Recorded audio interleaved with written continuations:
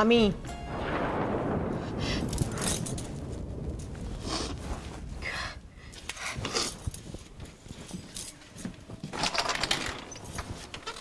কি হলো বড় আন্টি? সে প্রশ্নটা তো আমার তোমাকে করার কথা। খুব তো বড় বড় কথা বলেছিলে, তা কি হলো? আমার ছেলেকে বাঁচাবার কি ব্যবস্থা করেছো তুমি শুনি? বড় আন্টি দেখি মুখটা দেখি, আমি তোমাকে কি বলেছি? টেনশন লেনে কা নেই দেনে কা। ওসব কোথায় থাক, আমার ছেলেটার কোনো বিপদ হবে না তো?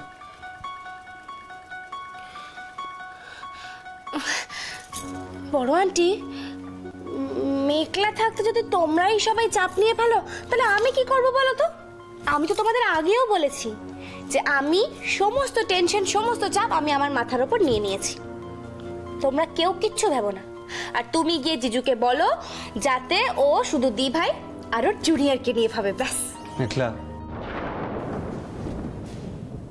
এই দায়িত্বটা আমি তোমাকে দিতে চাই। জানো মা,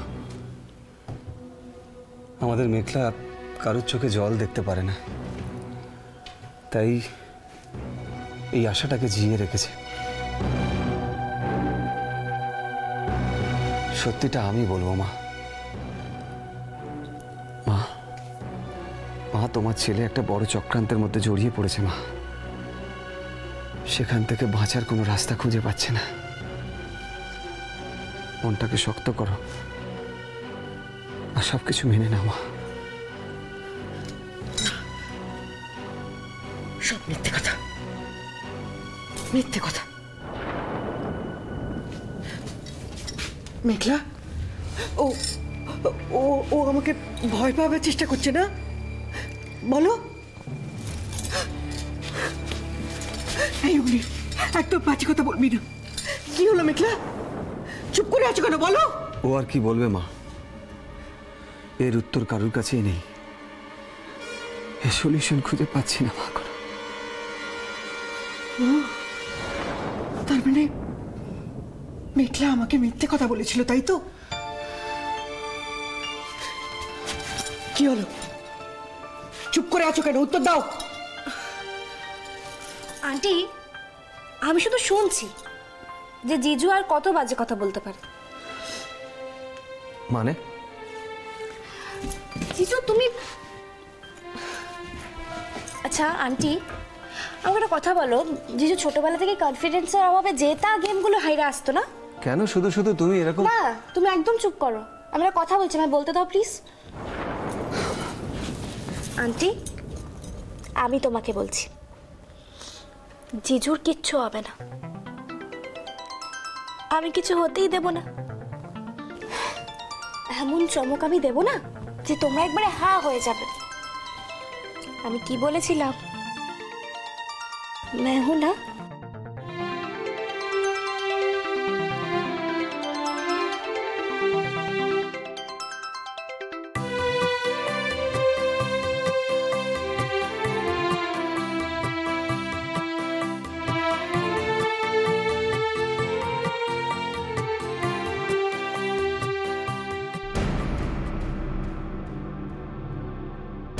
কি হলো বরুণ, তুমি এত রেস্টলেস হয়ে পড়ছো কেন? জানি না, জানি না, আমি কিচ্ছু জানি না। আমার মাথা একরকম কথা বলছে আর মন আর একরকম কথা বলছে। এইরকম কনফিউজিং সিচুয়েশনে আমি আগে কখনো পড়িনি। আর যে কথাগুলো আমি বলছি সেগুলো শোনার কোনো দরকার নেই, তাই না?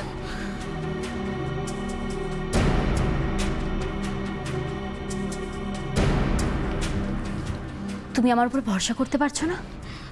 তোমাকে তো আমি বলেছিলাম রবি, একবার শুধু দাদা শুনের প্রজেক্টগুলো হাতিয়ে নিয়ে নিজেরা কাজ করব, এই প্রসঙ্গটা তুলেছিলাম।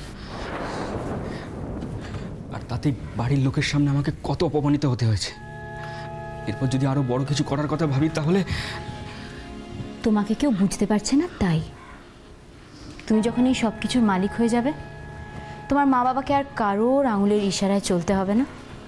তখন দেখবে ওনারাই তোমার প্রশংসা করছে, গুণগান গাইছে। মিলিয়ে নিও আমার কথাটা। না রবি, তুমি ওনাদেরকে চেনো না। কি করতে চাইছো তাহলে তুমি? এই যে আমি তোমাকে নিয়ে এত স্বপ্ন দেখলাম, সব মিথ্যে, মিনিংলেস।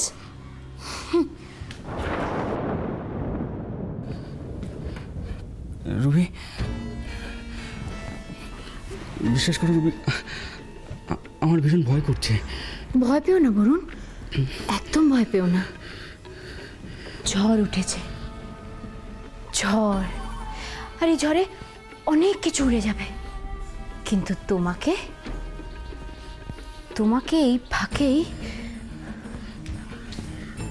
করে খেতে হবে। রবি, সত্যি সত্যি কি এগুলো হবে? হবে বরুণ, নিশ্চয়ই হবে। শুধু একটু সময় দাও, একটু ধৈর্য ধরো, এই সব কিছু তোমার হবে। শুধু অগ্নির জেল হতে দাও।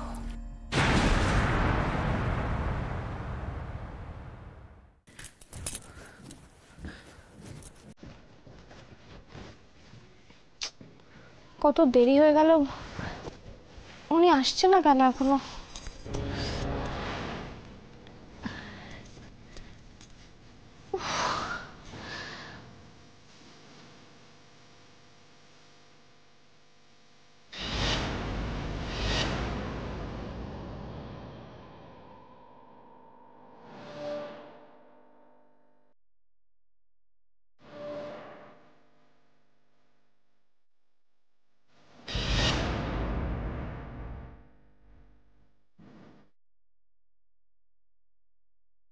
সময়টা যদি এখানেই থমকে যায়, অনির হাতে ডিভোর্সের কাগজটা সইয়ের জন্য তুলে দিতে যদি না হয়, এই মুহূর্তটাই যদি কোনো দিনও না আসে।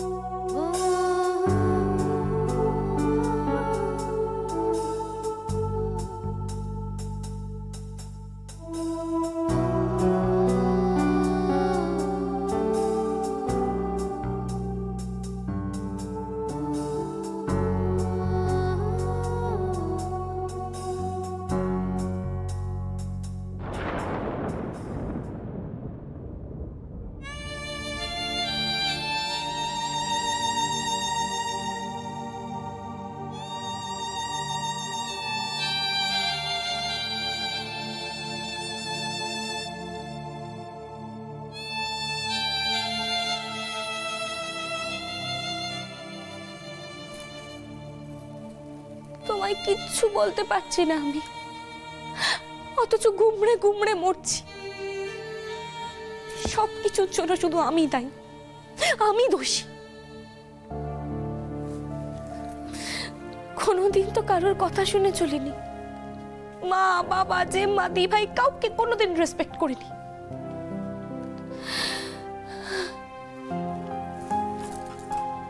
আজ বুঝতে পারছি,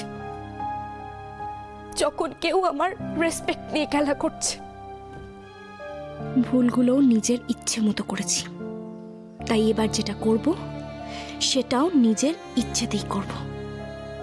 ঠিক ভুল ভাবার আর কোনো সময় নেই। তুমি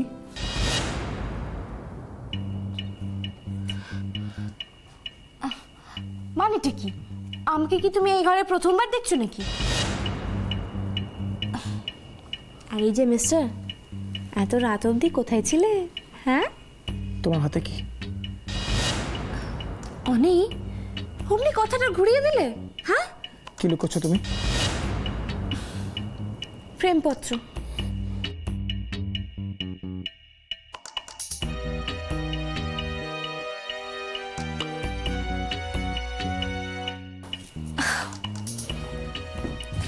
হিংসুটে একটা।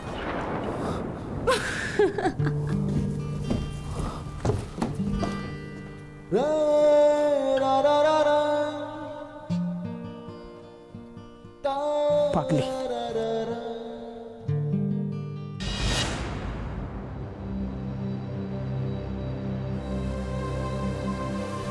না না, ওইসব কিচ্ছু না। শিয়ানা শিয়ানা, খুব শিয়ানা। ভালো মানুষের একটা মুখোশ পরে থাকে আসলে। দেখবে না, তলে তলে এমন ছক সাজাচ্ছে, তোমাকে আর তোমার ফুল ফ্যামিলিকে একবারে স্টান্ট করে দিয়ে বেরিয়ে যাবে মেয়েটা। না না, মেঘলা এমন মেয়েই নয়। আচ্ছা তুমি কি গো, তোমাকে তো দেখছি ওদের এগেনস্টে কিছু বলাই যাবে না। তুমি নাকি আবার এই বাড়ি গাড়ি সব কিছুর মালিক হবে। দেখা যাবে এই সব কিছুর মালিক হওয়ার পরেও তুমি ওদেরই ধামা ধরে বসে আছো। কি করবো বলো? কি করতে পারি আমি? আমার মতন দোটানা এই পৃথিবীতে আর একটা মানুষ আছে বলে তোমার মনে হয় না? আমার কোনো দোটানা নেই বাবা, সিম্পল অ্যান্ড ক্লিয়ার ফান্ডা। যার ঘাড়ে হোক বন্দুকটা রেখে ঠিক নিশানায় গুলিটা করো।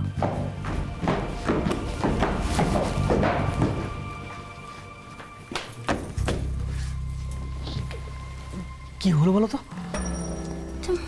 মেঘলা ছুটে গেল না? হ্যাঁ, যাই একবার দেখে আসি। তুমি আবার কোথায় যাচ্ছ? তুমি যাও, তোমার ঘরে যাও। আরে এত রাতে মেঘলা বেরোবো, আমি দেখতে যাবো না? তাতে তোমার কি? বলেছি না একদম এইসবের মধ্যে পড়বে না। তুমি যাও তোমার ঘরে, যাও।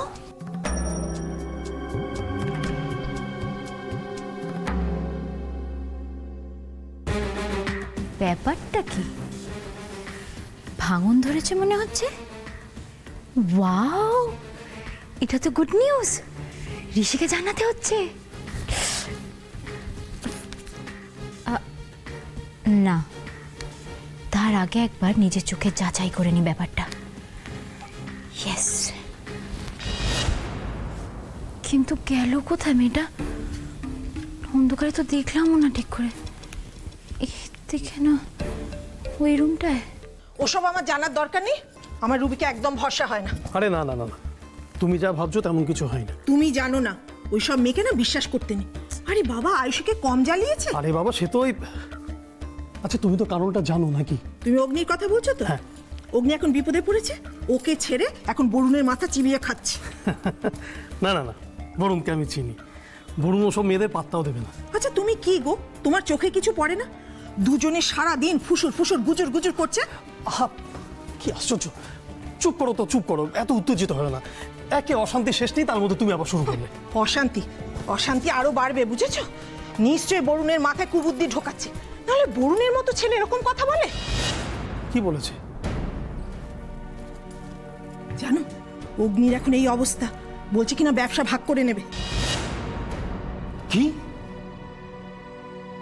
এই প্রজেক্টগুলোকে আমরা নতুন করে শুরু করি, একটা নতুন কোম্পানি তৈরি করব, আর সেটা চালাবো আমি আর তুই। আর কোম্পানির নামকরণ করব আমাদের মায়ের নামে। এটাই হচ্ছে মোক্ষম সময়। প্রজেক্টগুলোকে হাতিয়ে নেবার জন্য আমাদের বেশি কসরত করতে হবে না। ওরা কোম্পানি সামলাবে, ওরা কোম্পানি সামলাবে, ওদের হাতে কোম্পানি থাকবে। আমরা সম্পত্তির ভাগ পাবো না। কেন? সবকিছু অঞ্জলি চ্যাটার্জির নামে কেন থাকবে? কেন? তোমাকে আমি এতদিন কিছু বলিনি, আজকে বললাম। তুমি এরপরেও বলবে তো, যাতে আমি কিছু চিন্তা না করি, না ভাবি, তাই তো? মা,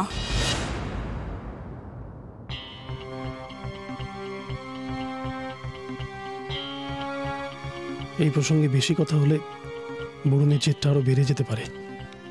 থাক, প্রসঙ্গটাই আর তোলার দরকার নেই। কিরে, এতক্ষণ কোথায় ছিলি?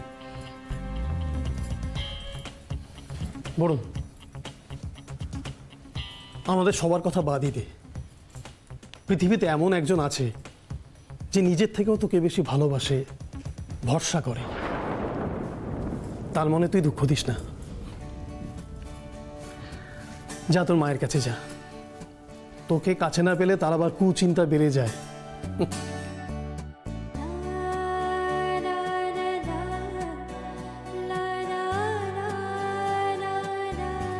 মা,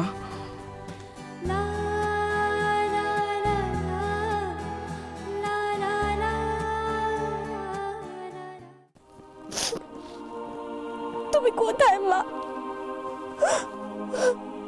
তুমি বুঝতে পারছো? মেঘলার খুব কষ্ট হচ্ছে। আমি বুঝতে পারছি, কিন্তু কি করব?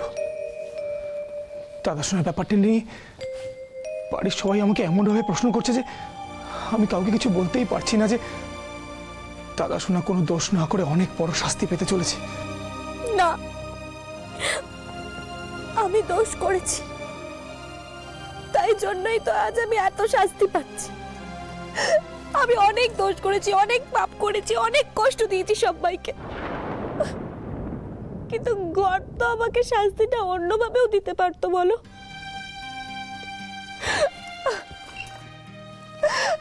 আমি যে অনির থেকে দূরে সরে যেতে চাই না, আমি। তোরেই তো চলে যাচ্ছে, এখন কেন যেন মেঘলাকে খুব অচেনা মনে হয়।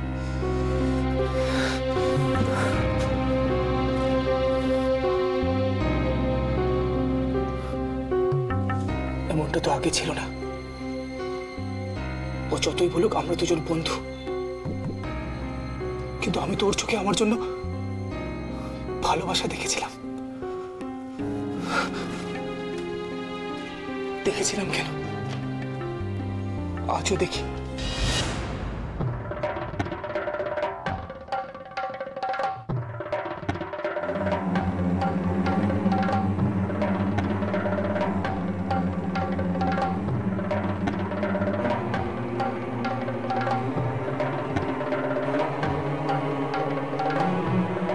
কিন্তু ঋষি আসার পর থেকে সবকিছু এলোমেলো হয়ে যাচ্ছে কেন? কিছুতেই গুছিয়ে উঠতে পারছি না। কি করব আমি এখন?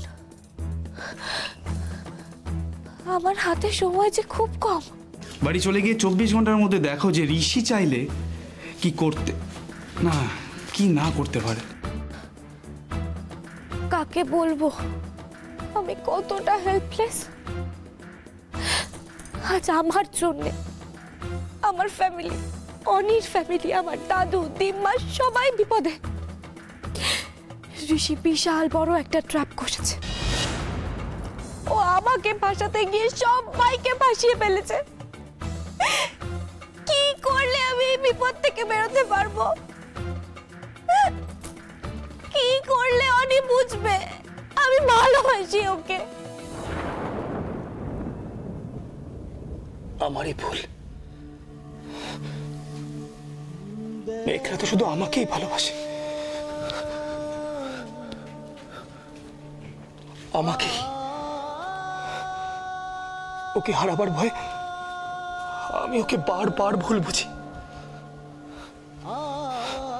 আর না, আমি তো শুধু একা নয়, এই ভুল বুঝাবুঝিতে আমার সাথে ও কষ্ট পাচ্ছে। আমি ওকে কি করে কষ্ট দিতে পারি? কি করে?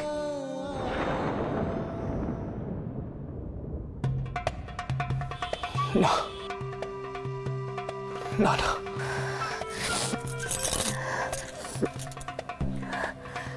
বলবো না। অনিকে আমি ডিভোর্সের কথা বলবো না। ঋষির যা ইচ্ছে ও তাই করুক। আমি কিছুতেই অনিকে ডিভোর্স পেপারে সাইন করার কথা বলতে পারবো না। মেঘলা না বললে আমি ওর সাথে কথা বলবো আর সব প্রবলেম মিটিয়ে নেব। কিন্তু কিন্তু মেঘলা কোথায়? এখনো শুতে এলো না কেন?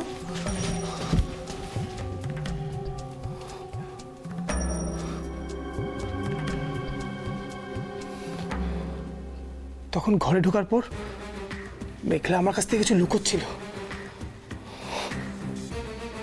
কি লুকোচ্ছিল মেঘলা আমার কাছ থেকে?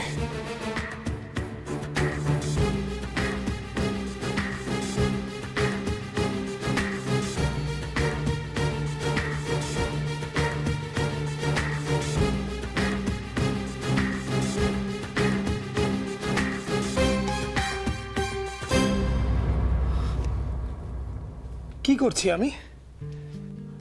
মেঘলা তো আমার সবকিছু শেয়ার করে, ও তো আমাকে কিছু লুকোয় না।